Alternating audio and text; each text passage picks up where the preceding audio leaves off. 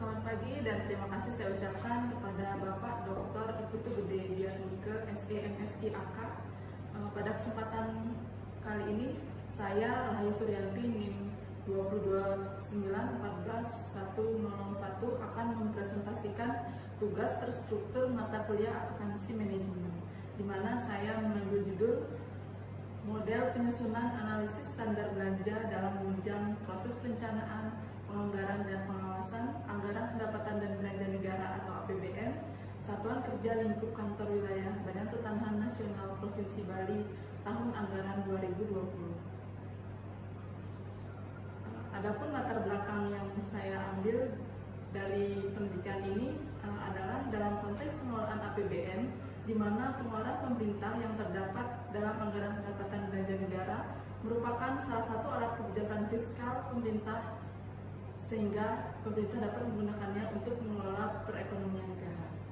APBN saat ini menggunakan sistem anggaran berbasis kinerja berdasarkan Undang-Undang Nomor 1 Tahun 2004. Dalam anggaran pendapatan belanja negara yang menganut penganggaran berbasis kinerja, diperlukan indikator kinerja, standar biaya dan evaluasi kinerja dari setiap program dan jenis kegiatan yang mengacu pada pasal 7 ayat 2 dalam Peraturan Pemerintah Nomor 21 Tahun 2004. Maka dalam pengelolaan keuangan berbasis kinerja, pemerintah perlu melengkapi diri dengan instrumen lain, yaitu dengan menyusun standar biaya yang dalam Peraturan Menteri Dalam Negeri Nomor 21 Tahun 2011 tentang pengelolaan keuangan daerah, yaitu adalah analisis standar belanja. Pendekatan kinerja disusun untuk mengatasi berbagai kelemahan yang terdapat dalam anggaran tradisional, yaitu tidak adanya tolak ukur yang dapat digunakan untuk mengukur kinerja dalam pencapaian tujuan dan sasaran pelayanan publik. Di mana kondisi sekarang banyak tuntutan semakin tinggi diajukan terhadap pertanggungjawaban yang diberikan oleh penyelenggara negara atas kepercayaan yang diamanatkan kepada mereka. Menurut pendekatan kinerja ini, dominasi pemerintah akan diawasi dan dikendalikan, sehingga pemerintah dipaksa untuk bertindak secara efisien dan efektif. Kondisi ini mendorong peningkatan kebutuhan adanya suatu pengukuran kinerja terhadap para penyelenggara negara, di mana pengukuran tersebut untuk melihat seberapa jauh kinerja yang telah dihasilkan dalam satu periode tertentu dibandingkan dengan yang telah direncanakan. Pengukuran kinerja perlu diketahui adalah suatu metode atau alat yang digunakan untuk mencatat dan menilai pencapaian pelaksanaan kegiatan berdasarkan tujuan, sasaran, dan strategi, sehingga dapat diketahui kemajuan organisasi serta meningkatkan kualitas pengambilan keputusan dan akuntabilitas. Di mana salah satu instrumen yang diperlukan untuk menyusun anggaran dengan pendekatan kinerja ini adalah analisis standar belanja atau yang disingkat ASB. Satuan Kerja Lingkup Kantor Wilayah Badan Pertanahan Nasional Provinsi Bali mengelola anggaran belanja sebesar Rp141.931.466.000 yang sampai dengan bulan November tahun 2020 realisasi hanya mencapai Rp105.965.404.593 atau setara dengan 72,61%. Persentase realisasi ini termasuk ke dalam kategori rendah karena pelaksanaan anggaran telah mendekati akhir tahun, di mana idealnya realisasi harus mencapai lebih dari 75%. Hal ini mungkin disebabkan karena penentuan anggaran belanja yang kurang memadai atau terlalu tinggi, sehingga perlu kiranya disusun model atau instrumen analisis standar belanja dalam penyusunan anggaran belanjanya. ASB ini merupakan penilaian kewajaran atas beban kerja dan biaya yang digunakan untuk melaksanakan suatu kegiatan, sehingga dapat menghindari pembebanan biaya yang terlalu tinggi maupun terlalu rendah. Dari latar belakang yang telah saya jelaskan tadi, ada dua rumusan masalah yang saya angkat dalam penelitian ini, yaitu yang pertama, bagaimana tahap-tahap penyusunan model prediksi analisis standar belanja yang sesuai dengan karakteristik program atau kegiatan pada Satuan Kerja Lingkup Kantor Wilayah Badan Pertanahan Nasional Provinsi Bali. Kemudian rumusan masalah yang kedua adalah bagaimana model prediksi untuk menetapkan total belanja melalui proses analisis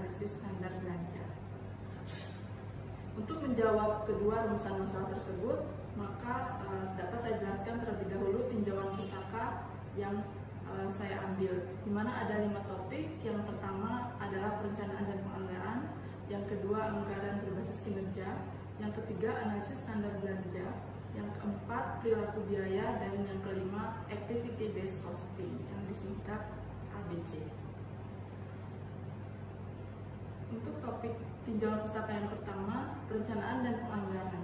Perencanaan adalah suatu proses untuk menentukan tindakan masa depan yang tepat melalui urutan pilihan dengan memperhitungkan sumber daya yang tersedia. Penganggaran dijelaskan bahwa APBN disusun sesuai dengan kebutuhan penyelenggaraan pemerintah, negara, dan kemampuan dalam menghitung pendapatan negara. Setelah melakukan perencanaan kegiatan serta urutannya berdasarkan prioritas, selanjutnya akan dilaksanakan penganggaran sesuai dengan prioritasnya. Kegiatan yang menduduki prioritas pertama memperoleh anggaran sepenuhnya, baru kemudian kegiatan-kegiatan prioritas berikutnya. APBN adalah rencana keuangan tahunan pemerintah negara yang disetujui oleh DPR, yang terdiri atas anggaran pendapatan, anggaran belanja, dan pembiayaan, meliputi masa 1 tahun mulai dari tanggal 1 Januari sampai dengan tanggal yang ditetapkan tiap tahun dengan undang-undang. Yang kedua, anggaran berbasis kinerja. Anggaran berbasis kinerja menekankan konsep value for money, yaitu ekonomis, efisien, dan efektif. Ekonomis terkait dengan perolehan input yang semurah mungkin, efisiensi terkait dengan biaya rata-rata terendah untuk menghasilkan output, efektif terkait pencapaian tujuan yang paling berdaya guna. Kegiatan pemerintah harus didasarkan atas hasil dan output yang jelas dan terukur. Ini merupakan pembeda utama antara anggaran kinerja dengan anggaran tradisional, yang lebih mempertanggungjawabkan input yang direncanakan daripada input yang dialokasikan. Indikator kinerja terdiri dari masukan atau input, keluaran atau output, dan hasil atau outcome. Input adalah seluruh sumber daya yang digunakan untuk menghasilkan output. Output adalah barang atau jasa yang dihasilkan oleh kegiatan yang dilaksanakan untuk mendukung pencapaian sasaran dan tujuan program dan kebijakan. Sedangkan outcome adalah segala sesuatu yang mencerminkan berfungsinya keluaran dari kegiatan-kegiatan dalam suatu program. Suatu program atau kegiatan dikatakan semakin efisien jika untuk mencapai output tertentu diperlukan biaya yang lebih rendah. Efektivitas dapat dilihat dengan membandingkan rencana output terhadap rencana hasil. Pembahasan selanjutnya adalah analisis standar belanja. Menurut Ritonga, analisis standar belanja yaitu pedoman yang digunakan untuk menganalisis kewajaran beban kerja dan belanja setiap program atau kegiatan yang akan dilaksanakan oleh suatu satuan kerja perangkat daerah atau SKPD dalam 1 tahun anggaran. ASB ini digunakan untuk mengevaluasi usulan program, kegiatan, dan anggaran dengan cara menganalisis kewajaran beban kerja dan belanja dari setiap usulan program atau kegiatan yang bersangkutan. Maka dapat dikatakan peranan ASB adalah meminimalisir terjadinya pengeluaran yang kurang jelas, penyebab inefisiensi anggaran, meningkatkan efisiensi dan efektivitas dalam pengelolaan keuangan, kemudian dapat penentuan anggaran berdasarkan pada tolak ukur kinerja yang jelas, menjamin kewajaran beban kerja dan biaya yang digunakan antar satuan kerja dalam melakukan kegiatan sejenis, dan yang terakhir peran ASB adalah memudahkan melakukan verifikasi total belanja dan menghitung besarnya anggaran total belanja untuk setiap jenis kegiatan berdasarkan target output yang telah ditetapkan. Pembahasan mengenai perilaku belanja, di mana sebagian besar keputusan yang diambil oleh pemerintah memerlukan informasi belanja yang didasarkan pada perilakunya. Perilaku belanja ini adalah pola perubahan belanja dalam kaitannya dengan perubahan target kinerja atau aktivitas pemerintah. Besar kecilnya belanja dipengaruhi oleh besar kecilnya target kinerja, kegiatan, atau aktivitas. Belanja dapat digolongkan atas belanja variabel, belanja tetap, dan belanja semi variabel atau belanja semi tetap. Untuk menggambarkan hubungan antar jenis belanja di atas, dinyatakan dengan fungsi belanja, di mana belanja total sama dengan belanja tetap total ditambah belanja variabel total, atau belanja total sama dengan belanja tetap total ditambah belanja variabel per unit dikali target kinerja kegiatan. Pembahasan yang terakhir, Activity Based Costing atau ABC. Menurut Brimson, Activity Based Costing adalah proses pengumpulan dan penelusuran data biaya dan kinerja aktivitas perusahaan serta pengujian informasi umpan balik antara biaya yang sesungguhnya dengan biaya yang direncanakan untuk membuat tindakan korelasi yang diperlukan. Konsep dasar sistem ABC ini dapat digambarkan pada gambar berikut, di mana cost driver yaitu terdiri dari sumber daya, aktivitas, dan objek biaya yang digunakan dalam anggaran atau dalam perencanaan berbasis kinerja. Penyusunan analisis standar belanja menggunakan 3 pendekatan utama. Yang pertama, pendekatan activity based costing, yang kedua, pendekatan ordinary least square atau regresi sederhana, dan yang terakhir, pendekatan metode diskusi atau focus group discussion. Berikut saya akan menjelaskan metode penelitian, di mana terbagi menjadi ke dalam 5 tahap. Yang pertama, pengidentifikasian variabel penelitian, deskripsi operasional variabel, jenis dan sumber data yang digunakan, teknik pengumpulan data, dan kemudian tahap penyusunan model. Variabel penelitian dalam penelitian saya ini, di mana yang menjadi variabel bebas atau X adalah pengendali belanja atau cost driver, sedangkan yang menjadi variabel terikat atau Y yaitu total belanja atau total cost dari suatu jenis kegiatan. Dari penelitian ini, salah satunya akan didapatkan suatu persamaan regresi, yaitu Y sama dengan A tambah BX dengan menggunakan pendekatan regresi sederhana atau ordinary least square, di mana A merupakan satuan pengendali belanja tetap atau fixed cost dari jenis kegiatan, dan B adalah satuan pengendali belanja variabel atau variable cost. Deskripsi operasional variabel, di mana sosialisasi peraturan dan pembinaan PPAT atau PPATS wajib dialokasikan dalam DIPA Satuan Kerja Lingkup Kementerian Agraria dan Tata Ruang Badan Pertanahan Nasional agar PPAT melaksanakan kerjanya sesuai dengan standar etika. Kemudian variabel yang lain adalah pengendali belanja atau cost driver, satuan pengendali belanja tetap atau fixed cost, dan satuan pengendali belanja variabel atau variable cost. Jenis dan sumber data pada penelitian ini yaitu menggunakan data sekunder berupa rencana kerja dan anggaran Kementerian Negara Lembaga atau yang disingkat RKAKL, yang ada jenis kegiatan sosialisasi peraturan dan pembinaan PPATS tahun 2020 dari seluruh satuan kerja lingkup kantor wilayah Badan Pertanahan Nasional Provinsi Bali. Teknik pengumpulan data yang saya lakukan yang pertama adalah purposive sampling, yaitu untuk memilih satuan kerja lingkup kantor wilayah Badan Pertanahan Nasional Provinsi Bali yang melaksanakan kegiatan sosialisasi peraturan dan pembinaan PPAT-PPATS. Yang kedua, studi dokumentasi untuk memperoleh rencana kerja dan anggaran Kementerian Negara Lembaga RKKL tahun anggaran 2020 seluruh satuan kerja lingkup kantor wilayah Badan Pertanahan Nasional Provinsi Bali yang melaksanakan kegiatan sosialisasi peraturan dan pembinaan PPAT-PPATS tahun anggaran 2020. Tahap penyusunan model yaitu ada 3. Yang pertama, tahap pengumpulan data, tahap penyetaraan kegiatan yang kedua, dan yang ketiga, tahap penyusunan model, di mana terdiri dari activity based costing atau ABC, regresi sederhana, dan metode diskusi. Hasil dan pembahasan yang pertama adalah tahap pengumpulan data, yang kedua tahap penyelenggaraan kegiatan, dan yang ketiga tahap pembentukan model. Tahap pengumpulan data yang saya lakukan adalah mengumpulkan data rencana kerja anggaran Kementerian Negara Lembaga RKKL yang terdapat kegiatan sosialisasi peraturan dan pembinaan PPAT-PPATS, yaitu sebanyak 10 satuan kerja lingkup kantor wilayah Badan Pertanahan Nasional Provinsi Bali. Ada 10 satuan kerja, yang pertama kantor wilayah Badan Pertanahan Nasional Provinsi Bali, yang kedua kantor pertanahan Kabupaten Buleleng, yang ketiga kantor pertanahan Kabupaten Badung, yang keempat kantor pertanahan Kabupaten Bangli, yang kelima kelima, Kantor Pertanahan Kabupaten Gianyar. Yang keenam, Kantor Pertanahan Kabupaten Jepara. Yang ketujuh, Kantor Pertanahan Kabupaten Karangasem. Yang kedelapan, Kantor Pertanahan Kabupaten Klungkung.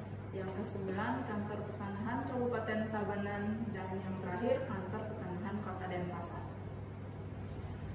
Kemudian dilakukan tahap penyetaraan kegiatan, di mana tahap kegiatan ini dilakukan untuk mengklasifikasikan data RKA-KL tahun anggaran 2020 yang ada kegiatan sosialisasi peraturan dan pembinaan PPAT-PPATS. Di mana dari tahap penyetaraan kegiatan hanya terdapat 8 satuan kerja yang ada kegiatan sosialisasi peraturan dan pembinaan PPAT-PPATS. Selanjutnya tahap pembentukan model, di mana pengklasifikasian cost driver dan output kegiatan sosialisasi peraturan dan pembinaan PPAT-PPATS masing-masing satuan kerja tahun 2020 yang saya jabarkan dalam tabel berikut, di mana ada 8 satuan kerja dengan total jumlah anggaran 121.444.000 dan cost driver yang dalam penelitian ini adalah jumlah pembina dan jumlah PPAT yang dibina, di mana jumlah pembina sebanyak 18 orang, jumlah PPAT yang dibina sebanyak 120 orang, sehingga output yang dihasilkan dengan satuan OK yaitu orang kegiatan total berjumlah 218. Perhitungan persamaan regresi sederhana model ASB dapat saya jelaskan pada tabel, yaitu di mana total anggaran variabel Y berjumlah 121.404.000 dan total output atau variabel X adalah sebesar 218, di mana XY total 3.412.984.000 sehingga didapatkan jumlah X kuadrat sebesar 6.442.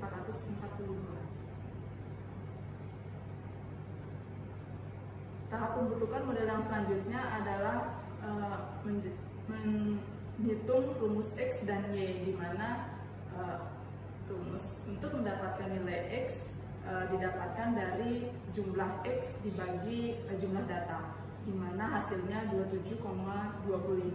Kemudian variabel Y didapat dari jumlah variabel Y dibagi jumlah data, sehingga menghasilkan nilai 15.175.500.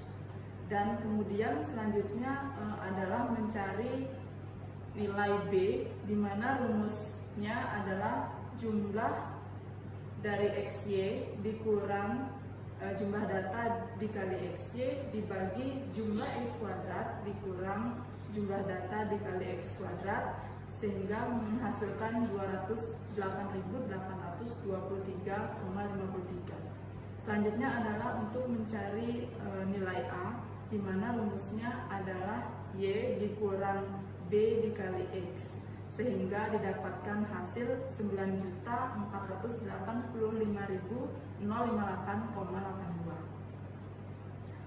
Dari rumus yang tadi telah dijelaskan, maka formula yang saya gunakan adalah Y sama dengan A tambah BX, dan dari perhitungan tahap-tahapan tadi didapatkan hasil Y sama dengan 9.485.058,82 ditambah 208.823,53X. Dengan kata lain, belanja total sama dengan 9.485.058,82 ditambah 208.823,53 dikali jumlah pembina dikali jumlah PPAT-PPATS. Dari formula atau model analisis standar belanja yang telah dihasilkan, dapat disimpulkan bahwa pengendali belanja atau cost driver itu adalah jumlah pembina dan jumlah PPAT-PPATS. Kemudian satuan pengendali belanja tetap atau fixed cost adalah sejumlah 9.485.058,82 per kegiatan. Sedangkan satuan pengendali belanja variabel atau variable cost adalah sebesar 208.823,53 per jumlah pembina dan jumlah PPAT/PPATS, di mana didapatkan rumus perhitungan belanja total sama dengan belanja tetap ditambah belanja variabel, yaitu belanja total sama dengan 9.485.058,82 ditambah 208.823,53 dikali jumlah pembina dikali jumlah PPAT/PPATS. Kesimpulan dan saran dari penelitian saya adalah kesimpulan yang pertama, model penyusunan analisis standar belanja atau SD yang dihasilkan berupa model prediksi bermanfaat dalam menunjang proses perencanaan, penganggaran, dan pengawasan terhadap APBN Satuan Kerja Lingkup Kantor Wilayah Badan Ketahanan Nasional Provinsi Bali, khusus pada kegiatan sosialisasi peraturan dan pembinaan PPAT/PPATS. Model yang dihasilkan berupa model prediksi pada analisis standar belanja untuk kegiatan sosialisasi peraturan dan pembinaan PPAT/PPATS adalah Y sama dengan 9.485.058,82 ditambah 208.823,53 X, di mana Y adalah total belanja dan X adalah pengendali biayanya atau cost driver. Saran-saran yang dapat saya berikan ada 3. Yang pertama, satuan-satuan kerja sebaiknya mengembangkan analisis standar belanja sebagaimana yang telah diamanatkan dalam peraturan perundang-undangan agar tercipta anggaran yang efektif dan efisien. Setiap program kegiatan pada masing-masing satuan kerja hendaknya dapat disusun analisis standar belanja. Hal ini diperlukan untuk menghindari agar tidak terjadi over financing dan under financing dalam penganggaran belanja. Dan saran yang terakhir, dasar penyusunan analisis standar belanja sebaiknya tidak hanya melihat waktu 1 tahun saja, agar dapat diperoleh model ASB yang lebih baik dalam memprediksi total belanja. Demikian yang dapat saya paparkan. Saya ucapkan terima kasih. Selamat pagi.